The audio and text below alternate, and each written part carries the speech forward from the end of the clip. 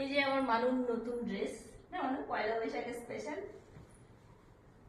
গরমের মধ্যে নতুন নতুন মানে জামা কাপড় পরতে একটু অসুবিধাই হয়, তো এটা একটু বড় বড় হয়েছে। আর এই যে আমি একটা কটনের শাড়ি পরে নিয়েছি, এটা আমার শ্বশুর মশাই আমাকে দিয়েছেন, তো পরা হয়নি, পরে নিলাম আজকে। মানে কটনের শাড়ি একটু ফুলে ফুলে থাকে তো পরতে আমার একটু অসুবিধা হয়, অত মানে কমফোর্টেবলি পরতে পারি না। তো কাজ বাজ রান্না বান্না হয়ে গেছে, একটু লেট হয়ে গেল আজকে। আর এবার আমি পুজো দেব।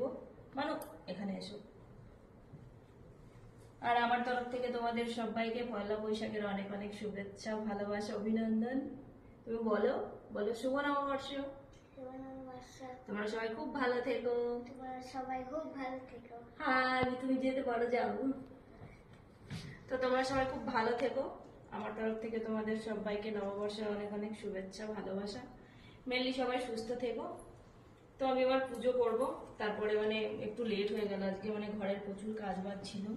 সব ঘরের এই দেখো বেডশিট গুলো চেঞ্জ করেছি, মালিক হেল্প করেছে না। এই বেডশিট গুলোকেও চেঞ্জ করেছি।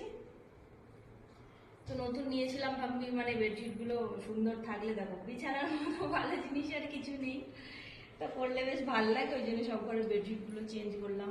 ওগুলো আবার কাচাকুচি করেছি, তো ওই জন্য টাইম লেগে গেছে। তো চলো এবার পুজো দিয়ে নিই।